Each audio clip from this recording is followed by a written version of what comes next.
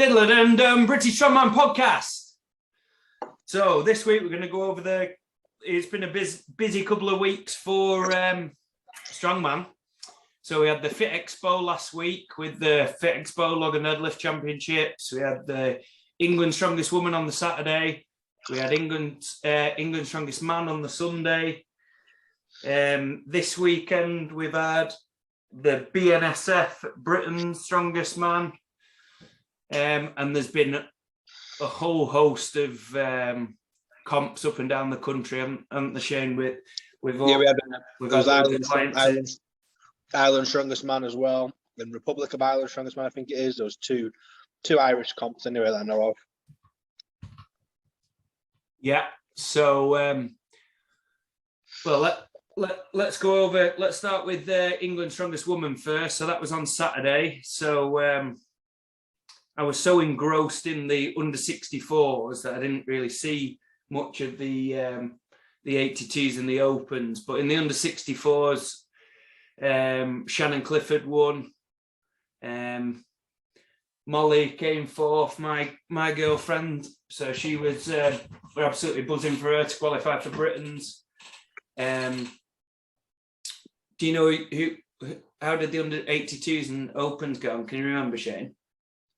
Honestly, I know how Jenna did because I coached Jenna, but I was kind of similar. I'm a bit of a fanboy, I'll be honest with you, of the under 63s or 4s, whatever it is. So I was kind of, I'm mainly kind of watching them if I'm being perfectly straight. But I was watching Jenna. Jenna, who I coach, had the closest call to qualifying I've ever seen. She literally loaded the last stone. And then the buzzer went just before she kind of let her hands off the stone. So if she had done it half a second quicker, she would have qualified. But yeah, unfortunately this year just missed out as close as possible. So I can't even remember who won the 82s, to be perfectly straight with you. I was a bit busy on the Conte stand, so I was kind of like flying between. So I struggled to watch a lot of it on that day. Well, I'll be honest, right? I feel like quite bad because I feel like because of this podcast, we've almost got a responsibility to know everything about all the ins and outs of every competition. But it's impossible. It's really, really difficult. So yeah, it is hard, isn't it? There's just, especially this last 2 or 3 weeks, there was so much going on. Yeah. So I actually think so. Any of the listeners out there who. I think there's a role for somebody out there to collate the the results of the even say just the big competitions or whatever, and just make it easy to say someone. It'd be great if somebody could build a resource where they collect the results each weekend of the main competitions, and then we can send it out to people and publicize it and have it in front of us, because you can't just go on say the football scores. You can go on livescore.com and you see everything there in front of you. That would be good for us to have as a resource, to publish on this podcast and on social media and stuff like that. I think it'd be really good for the sport. Sounds like a job for Ben Joyce, doesn't it? Yeah. So yeah, obviously, we just don't have the time to do it. But I think it would be valuable and really good for the sport, because there's so many people who, even the national level comps and stuff, you might say, England Strongest Woman or England Strongest Man, or say the Naturals, the BNSF or whatever. The amount of people that turn around and say, "Oh fucking hell!" I didn't know about that. I'd have been interested in doing that. And you almost think, how can you not know about it? But some people aren't on Facebook, some people aren't on Instagram and stuff, and you can very easily miss out. There's a good site with fixtures on and comps called cleanandpress.co.uk. I'm not sure who runs that.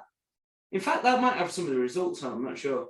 But that's a good result for people looking to see what comps are coming up and down the country. So that's a really good resource. But yeah, I think it would be great for somebody to collect the results and if someone did it, we'd be able to read out the results of the main competition, don't we? Because it used to be like that back in the day, because back in the day, everything was on Sugden Barbell, absolutely everything. So it was just one site where you could see everything. But since Facebook kind of like, and Instagram and stuff kind of like pushed them out, but then it's become a bit, what's the word? It's just like, it's all over the shop, isn't it? Like, you've got starting strongman training tips and discussions on Facebook, people on Instagram. So there's not like one place you go to find it. You've got to kind of like have a search, haven't you? So for the women's, by the way, the women listening, and also for guys who have a partner who you're trying to get into strongman, or girlfriends or family or whatever, like if you look on Facebook for the 100% CA, is it 100% CA promotions? Yeah, there's a couple of groups on there. Amp Brown's like promotion company, and there's all sorts on there for the women. That's if you go in the group on there, there's quite a lot of what's the word? Like quite a lot of people like talking and stuff like that. It's a good group for the females to talk about. Yeah, they can talk about anything openly, anything that they're a bit nervous about, or anything that like they're a bit worried about, or I wouldn't say embarrassed, but I know like peeing on the platform and stuff's like a bit of a thing that happens in the females when they're going ham. So they talk about openly about like what they would like done in a comp to feel more comfortable competing when stuff like that happens. So stuff like that. So Amp Brown's group's really good because it's helped a lot of the girls voice their opinion on stuff so that they can change the comps and stuff. And it's a really good community. So yeah, that group's I forgot about that one, but that's a really good group to be in. Yeah, it's good, and basically it lays out for the women's side, it lays out a clear pathway, doesn't it? All the way from say the qualifiers that say everybody's open to go and enter to England's, and then England's to Brits. Sorry, we've got the other regions qualifiers as well, Scotland, Wales, etc. But all the way up to the Worlds, and it's just very, very clear. And so, like, say any woman who wants to say progress in the sport, if you get in that group, you can. The pathway is very, very, very clear. Whereas with the guys, like you say, it's a bit there are several different pathways, and it can get a little bit confusing, can't it? Yeah, well, for example, one of my guys just competed in England's Strongest Man, and then 3 days later messaged me and said, Shane, I've got an invite to England's Strongest Man in 2 weeks. And I didn't even know there was another England's Strongest Man. And I coached this fucking sport, so you think I'd know, but I didn't even know there was another England. There's 2 England's Strongest Man, there's 2 weeks apart. I didn't even know. So the other one's like affiliated with UKs, isn't it? It's like the feeder into UKs, like Glenn Ross's UKs, isn't it? Yeah, but I didn't realise that it was called England Strongest Man. I just thought they were qualifiers to UK Strongest Man. Yeah. But whatever. It's just it can be a bit confusing, can't it? Yeah. So that leads us into tell us about England Strongest Man, Shane. So like loads of your guys representing. It's fucking absolutely brilliant to watch. I went with my mum on the Sunday, travelled back to Liverpool to see these guys compete, and I tell you what, it was absolutely brilliant. Massive shout out to Amp Brown as well for him and his team running 2 fucking awesome comps back to back. What did you think, Shane? Yeah, I thought it was brilliant. I thought it was class. It's got to be hard to run a comp at an expo like that. I also thought that Rhiannon was really good on the mic on day one. I thought she was she was just constantly talking, constantly getting the crowd up. Thought she did a really good job. Dale, 3D Strength, I think he was a little nervous at the start, but he got into a really nice flow, and I thought he was really good as well. Come halfway through the comp, he picked up and got into a bit of a stride, and I really enjoyed. I just thought it was I really enjoyed it. I thought it was really good. I was really proud of all my lads because a lot of them, it was the first comp. I can be a bit of a pushy fucker, and I did push a lot of them to do the England's qualifier online. Even though some of them have done just like one inters comp, some have done no comps because of COVID. Like they've been training strongman for this whole time, but because of COVID, hadn't done any comps. And I was like, let's do the online qualifier. They got through, and yeah, a couple of the boys, it was the first comp, and they come like top 10 in England. So yeah, I was really proud of everyone. I thought the comp ran really smooth. And yeah, honestly, I had a really good weekend at that Fitxpo. I really enjoyed it. Had a great time. Yeah, and also as well, there was the 120s comp. Was that the day before? Was that the same day as the ladies, or that was the same day? Yeah, that was the same day as the it was the same day as one of them anyway. It was on the same day. Yeah, so that was ran at 3D strength, and again, hopefully that looked like something from the footage that I've seen. That looks like something that would be great to build on in future years. The under 120 class. I do think that class was needed, because there's so many lads that are stuck in that kind of purgatory where it's just like the females between 63 and 82. It's a big gap. So you get a lot of 73, 75 girls that don't really want to cut because it's a bit of a death cut, but also they're a bit too small for the 82s, because a lot of the 82 girls are obviously 86 and diet down a bit. So it's 10 kilo body weight difference. And it's same with these 120 lads. You know, a lot of them walk around at 115 to 125. Yeah. And they don't really want to cut to 105. But the open weights could be a little bit out of reach. And also, you know, they're just at a bit of a disadvantage, I guess. So I think it's a brilliant class to bridge the gap. It also gives the guys from 105 the opportunity to take a step before they go to opens. Yeah. So I think it's really good. And also as well gives the 105 guys like a good heavy comp to train for, where they don't have to cut. Yeah, exactly. Like they can just jump in, no stress. Like, I'm entering this comp. The 110 kilo guys, 112. They don't have to. They can just train and turn up, compete, get experience without the hassle of the week before comp, basically. Yeah, and I think it's good because they can facilitate, like you say, bridging that gap between 105 and open in terms of weight. Where I feel like there are like some like statically strong lads who would actually be more suited to like kind of heavier like open levels comps, but they may be competing at 105s and getting beaten by faster lads on the athletic stuff that they would possibly beat on a heavier. You understand what I mean? Like, yeah, like I know athletes like it. They can run a 300 yoke at the same speed as a 400 yoke. Like people like I think Lewis Beaumont would be good at the 120. I don't know how he did. Yeah, I think he'd be a really good example of someone like he's so, like you say, so statically. Yeah, he's an animal, isn't he? But if you put him up against a fast guy on a 300 yoke, he would probably get pipped by a few seconds. But then if you added 50 kilos to that yoke, he'd go a very similar speed and the other guy'd slow down. Yeah. So yeah, it does suit certain athletes. So yeah, I think it's great as well. I think the no cutting thing, that's why the 90 kilo lads have always had a good time, because a lot of 90 kilo lads, I get to do 105 comps all the time, because they can just rock up and compete and use it as like a no hassle, easy experience gainer. The 105 lads have this huge jump to open weight comps, and then they're told you're not allowed to do inters opens because you're at national level 105, so you're not allowed to do inters opens, even though the weights might suit them.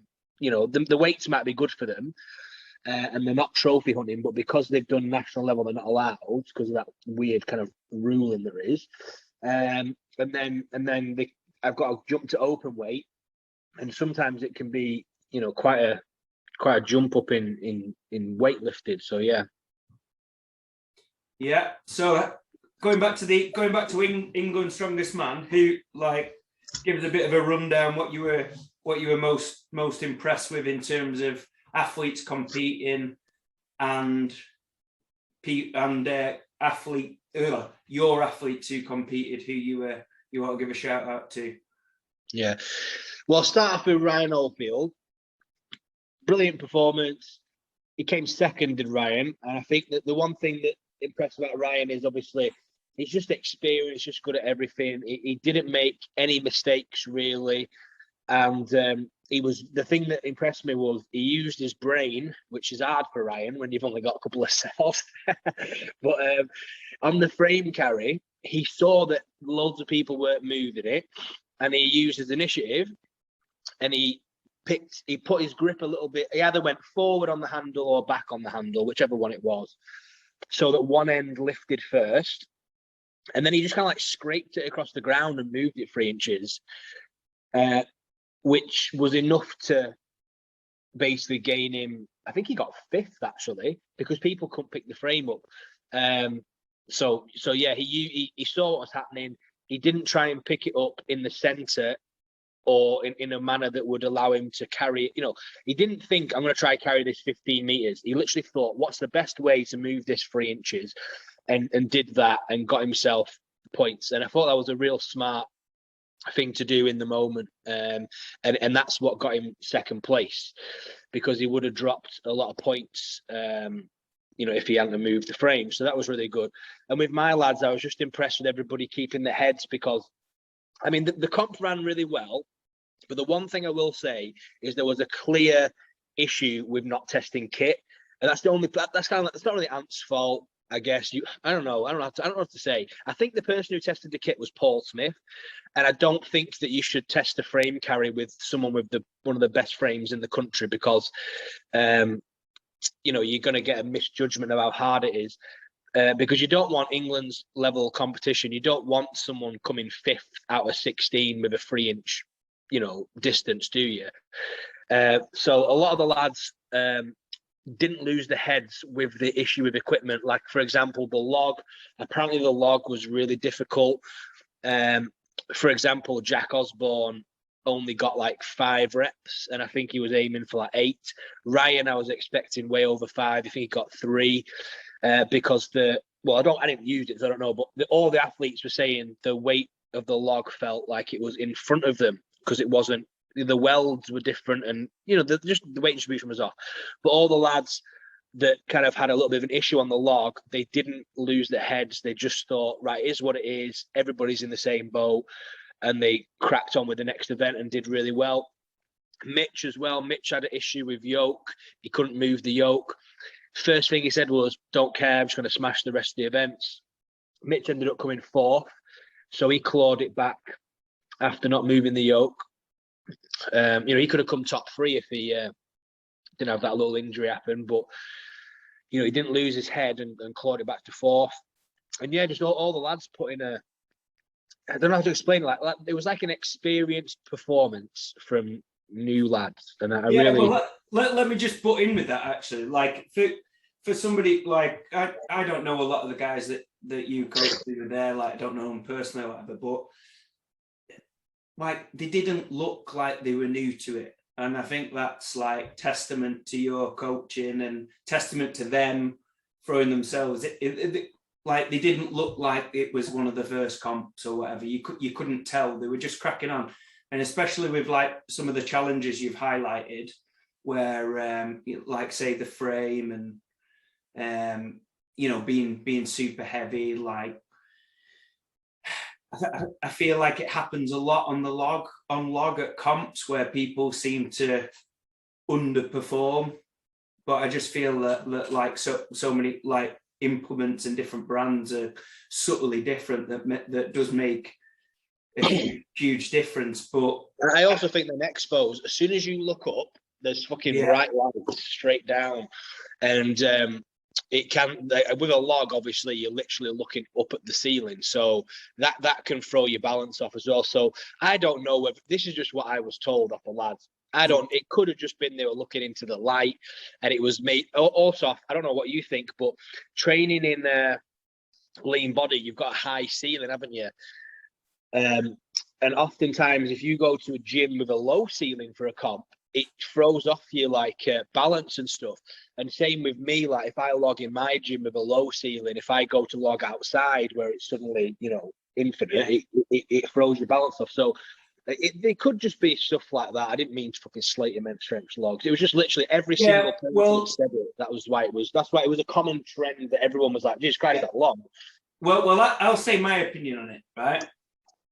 I used the same log at the Fitxpo. It was the immense strength one, and like I thought it was absolutely fine. Like at first, it felt awful, but like I always preach to people and always say that like you need to get used to the rack position of each individual log. You know, like did you warm up on the immense strength log?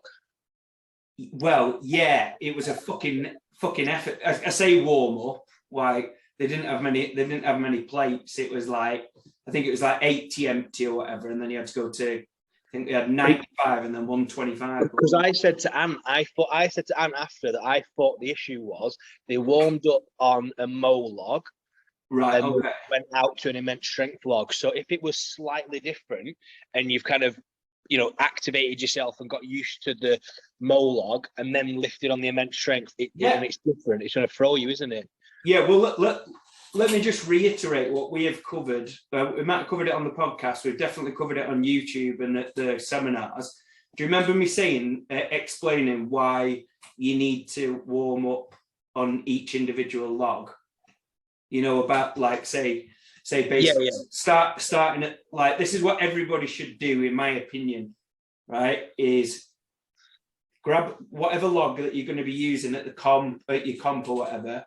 Always get it overhead, and then once you've got it overhead, do a controlled eccentric to the rack, find your perfect rack position, what feels good, and then let it roll down your torso, see where it lands, and that's going to be where you have to start your clean from, and that's going to be unique to every single log. So that makes sense. If they're warming up on a different, and by the way, this isn't a criticism of anybody. This happens at a lot of comps, doesn't it? Sometimes when they break stuff down, people you've just got a warm up log, and the comp log's set up at comp weight. Yeah, we ain't slating anyone here. We're just saying what fucking happened, by the way. Because I know some people listen to go, "Oh, he was slating the way they warmed up." I'm not. It's just the way it is. You wouldn't when you're running an expo. Ant's probably doing 12 million things. I'm sure that was the last thing on his mind, but it's a small little thing that he'll probably change next time. So yeah. Yeah. So as an athlete, like try your best, especially on log, because it like axle, whatever, it doesn't really matter so much. But log it land that like each individual brand of log, like your rack position is going to be slightly different, and then that means that where you should start the clean is going to be subtly different because it's going to land at the wrong angle potentially. You can't just use I always point the handles at this angle in training, and that always works for me. It changes from log to log. So as an athlete, you need to take ownership. I'm not saying you could have done it in England. I'm saying in general, take ownership, get your hands on the comp log. Even if you're warming up with the other log, just get your hands on the comp log, and at least do one rep and find out where you should be starting your clean. This was the first thing that started a bit of negativity for me at the Fitxpo with the log and deadlift champs. It's because I was insisting that I was going to use the log that they had on the platform for this exact reason. And then they said, "Oh no, you can't use it." And then I waited till they turned around and went and. Well, that's what I'd have done. I've always said this: you got to be a cheeky fucker at comps because. Well, that's it. And then, the ref who had a bit of. Yeah, go on. Let's move on to this then. Mate. Yeah. It's done with. But that was the first thing where, like, I was doing my rep and he insisted that told me to put it down and go and use the other one. Because we've got loads to fucking cover here. I know you need to go, so let's talk about BNSF, because I know you and the boys and the whole team actually, because Jake did really well. he won. What were your thoughts on the comp then, the performance of the not just yourself but obviously twins and everyone else that you coached that did it? Yeah, it was great, mate. It was really good. So there was the Max Silver Dollar to start, which was exciting because I said months ago that we'll see the twins pulling £1,000, and like I think people thought I was fucking nuts saying it. But there was in the 80s there was Joe and Lewis Blackwood who started coaching about 6 weeks ago. They both pulled £1,000, 455. Is Lewis the one who lost his tooth? Yeah. Right. Okay. Yeah. And he pulled £1,000. Jesus Christ. Yeah, four. Like I think it was those three left in, and they were up to 420, and they said, "Oh, what jump do you want to go to next?" And then I just shouted, "Put £1,000 on 455," and like there's a bit of a murmur in the crowd. Like I think they thought I was taking the piss, and they put it on, and all three of them lifted it, and then there was a bit of I think there was a bit of an issue with Lewis actually. I think his was like it was borderline still touching the ground. Like he couldn't have gone any heavier. He couldn't if he'd gone for 470, it wouldn't have left the ground. Do you know what I mean? The bar would have just gone. Whereas they went for 470. I think Joe missed it, and then Tim managed it. So that was pretty impressive to see, like the heaviest lift. I suppose the heaviest lift of any kind ever in BNSF history, right? Or whatever. So there were the records count for the individual categories. So like in the under 90s, Dan Benson pulled, I think he pulled 430 for the under 90 record. Can't remember who won the 105. I think John Mallon, I think he pulled 390. That was good. And he won overall. Do you know who I mean? Strength Forge. I do. Yeah, he was brilliant, mate. Absolutely brilliant. The whole everything, the whole performance was brilliant. And then the guy who won the Opens, Andy Taylor, Luke and Ree coaching. I think he trains at Luke's gym, LR Strength Shed. Oh right, okay. He was just again absolutely brilliant. Good all round. But yeah, it was great day. There was Joe finished first in the 80s, Tim finished second in the 80s. Lewis came out, didn't he? Fucked up a bit. Who came third? Oh, Connor Cowans. He was amazing. Yeah, coached by Dean. Yeah, he was absolutely brilliant. So it was the top three from the north in the 80s. Came top three in, at the national comp.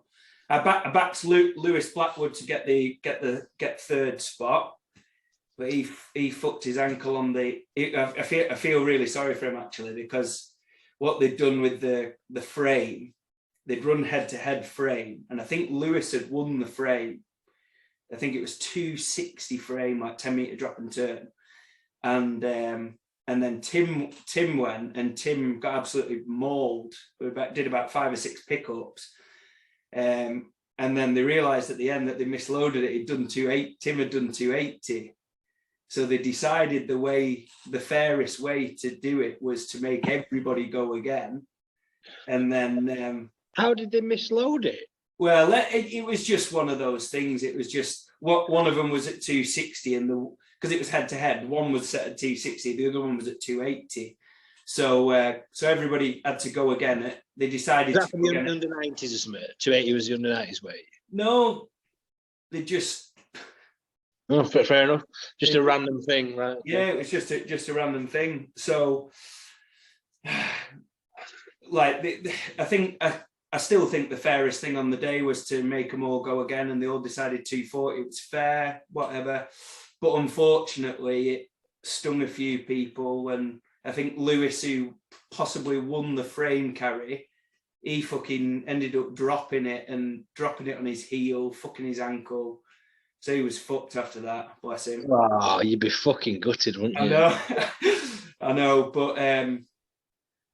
but yeah, it was really impressive, the 80s, really good to watch. Like Connor was only like a point or two behind. I think going into the Stones, I think it was Joe on 32, Tim on 31, and Connor on 30 points. So it was really, really close. So I think credit to Connor. He's just, I've seen him closely at 3 comps, and he just got better and better. So him at Britain's untested, just missed out on the top 10. Then he smashed the North qualifier for BNSF, and now he's like smashed the Nationals. So absolutely brilliant. I was massively impressed with the twins for just because like other than the deadlift, like I don't know, it just wasn't a good day for them. They just didn't. They won't mind me saying this. They just didn't. They just on the individual events and stuff, like doesn't matter what reasoning, like they just well, you can't perform perfect every time, can you? But it's them days where you're not performing well. This is what I said to him, like after the second event, after the overhead, because they both like failed the first log and then managed to scrape through it and get the next implement. Like we expected them to finish the medley like easily in a good time, blah blah blah blah blah. And I just said to them after the event, I said, look, I said, today's a different test now. Like, forget about the intricacies of every individual event performance. Today is about taking the win, coming in first and second. Nobody's going to give a fuck looking back at the comp, thinking like breaking it down, apart from us talking on this. Like people are just going to remember who came first and second, like, did you win or where did you come at that? Like, yeah. So today is not about a performance, it's about the result. And fair play to them. There was like so many reasons that they could have like gone off the boil, and they should, like, I suppose like the last few comps that they've done, it's just all been perfect. So it was nice to see. Yeah, a bit of adversity. Yeah, a bit of adversity and rising through it and getting the results. So fair fucking play to him for the absolutely brilliant. And shout out to Tim as well, by the way, because he's not meant to be training until end of October because he fucking got a bent finger. He's like ruptured a tendon in his finger. Got one of these, isn't he? And he's like, look at his videos. You can see his fingers in like a splint. And they've said at the hospital, "Oh yeah, you're into your competing and training and stuff. You can get back training at the end of October." but like, they always fucking say that, don't they? So no, he knows his own body, so I'm sure he won't make it worse. And if he does, he's an idiot. Yeah, but fair play to him. Like I've had to probe it out of him and say, "Oh, what have the hospital said? What have the hospital said?" And he, like, not once has he like let it be a potential excuse, or do you know what I mean? Yeah, he's got the right mindset. He's a fucking credit to him. So and in the 90s, I came second to Jake. Shared the podium with Dan Benson. It was just brilliant competing with those two lads. Just neck and neck all day, and literally you couldn't. You three have got a little rivalry, but you know what I mean. You push each other and you help each other get better, don't you? Because you just neck and neck. I think it's a really good little thing. Yeah, that's it. Like we're just forcing each other to raise the bar. Literally, you couldn't call it after any of the events. Like it was really, really good. So in terms of the top three, it were, what was it? Dan pulled 430 on the silver dollar outright winner. I came second on the silver dollar with 350. Jake got 330 or 340, but he kept on tapping, like pretending he was staying in. So I had to go for my lift and forcing me to lift heavier, and that played it tactically and fucked me up. And then the overhead medley was just, it was like brilliant between us three. I think what was it? Oh, Jake went first and he completed the medley, and it was like, it was quite interesting because we just all watched the 80s really struggle with it, and like a lot of the good, like really good lads really struggle with the medley. So, you know, like different setup on the day. The log was underneath a bright light, for instance, that it was from a tire in front of you. You didn't really have much space to, you had to take your feet wider to clean it. Just little different things. You had to lower the implements on the day where most people have been training dropping it and stuff. Just little things like that. So it was a difficult setup. So Jake went out first and completed the medley. It was absolutely brilliant. And then I went out after Jake, and I fancied myself to do really well with it. And then I failed the clean on the third implement. I failed the clean on the 125 barbell. Well, so I got back in, did that, and I was thinking to myself, like, I did the first single arm dumbbell at 60 with my stronger arm, and I thought, fuck me, there's no fucking chance I can do it with my weaker arm. Like feeling fucked, but I managed to get it and managed to just pick Jake on the time. And then Dan went out. Me and Dan have been hitting similar times in training on the overhead medley, and then Dan was breezing it, and then he just couldn't make that final dumbbell. So Dan dropped down to third, and then it was wide open after that. Right. And then the third event, which I'd accounted for coming behind Jake and Dan because they're brilliant at frame and farmers, that was the 2H frame. I moved it like what felt like about 8 or 9 meters.